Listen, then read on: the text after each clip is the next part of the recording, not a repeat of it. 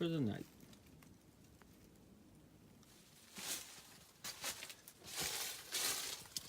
I had to wedge a log in up there, and I had to cut a log and wedge it in over here. I was out collecting some firewood, and my hammock fell down. It's going to be a long night.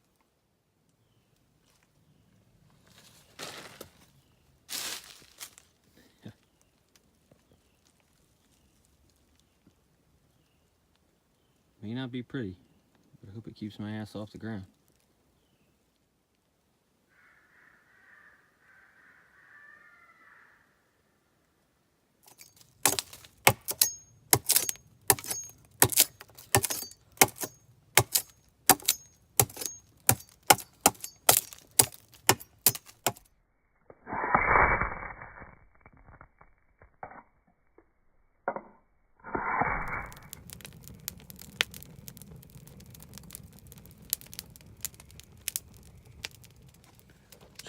Tried to get the fire going, and then it got dark on me, and I resorted to cheating a little bit. I had some toilet paper in my backpack. I even looked for a lighter, and then I was trying to make a video of getting the fire going, and then after a while it was just more important to get the fire going than worry about making a video. So I'm glad it's going now. I was starting to get a little nervous. I don't want to be out here all night with no fire.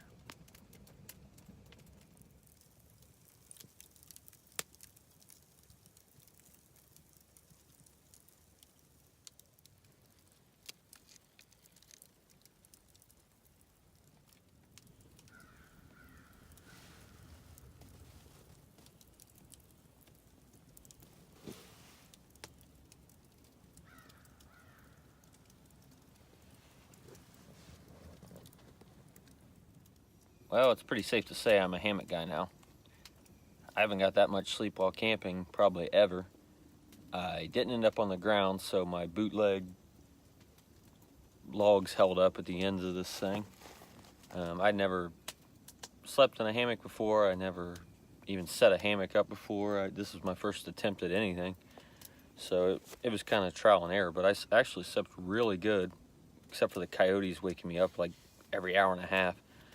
But that worked out because I just put wood on the fire every time they woke me up, and as you can hear, as you can see, the fire's going pretty good still. I'm getting ready to cook some breakfast, but yeah, it was actually really comfortable. I was debating on whether to buy the insulated hammock pad, and I thought, well, I don't want to buy that if I don't like the hammock at all, but I actually stayed really warm. At one point, my feet got kind of cold. I got up and got the fire going really good, and then I slept the rest of the night with my shoes on. So probably like 3 hours, 4 hours sleeping with my shoes on. But this is a two-person hammock, and there's plenty of material left to fold it over on top of me, so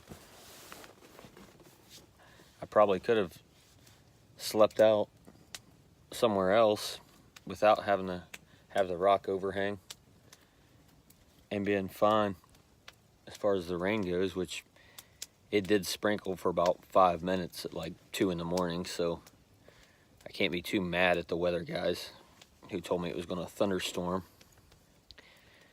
which is why I slept under here instead of where I wanted to camp, but that's okay.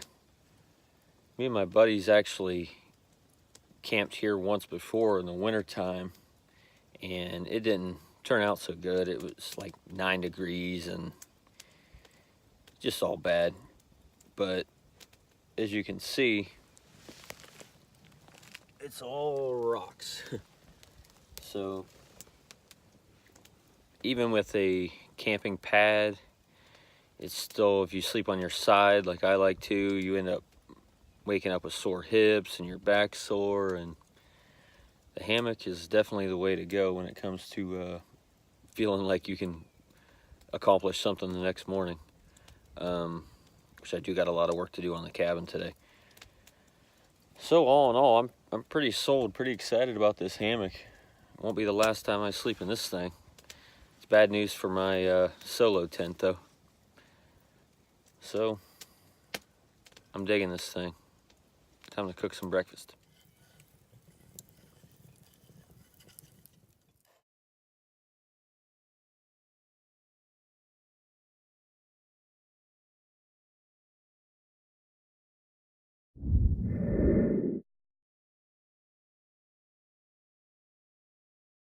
So last night after I ate my vegetable soup, I'm laying in the hammock and I'm looking over videos and pictures and whatnot from my hiking adventure earlier in the day yesterday. And I'm laying here, it's totally quiet, minding my own business.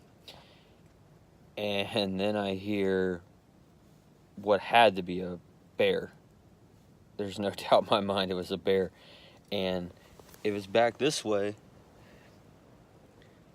And it was just like totally quiet. And then I hear, brah. I'm like full on shit my pants mode, right? So then I'm freaking out. I get up. I grab my 9mm out of my bag, which probably isn't going to do a whole lot towards taking down an adult black bear, but it's all I got. So I take that, I load it, I set it beside my hammock. I take my machete and I jam it into some firewood right beside my hammock. And then I'm freaking out because I'm like, what am I going to do if dude comes down here rooting around? So I took my vegetable soup can and I threw it in the fire thinking, okay, maybe it'll cook off all the scent. And then I actually got up and I took some logs and I set it across there up to there.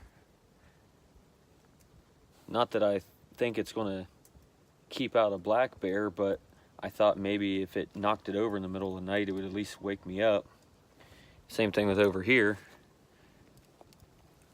I set a log from here across back up and through there, and I set it right on the corner of this rock here, thinking if he came down here rooting around, he would bump it over and maybe wake me up and give me an extra second or two to react. And it took me a while to fall asleep because every little leaf blowing around and every little twig noise was like, oh shit, he's coming down here to do some investigating.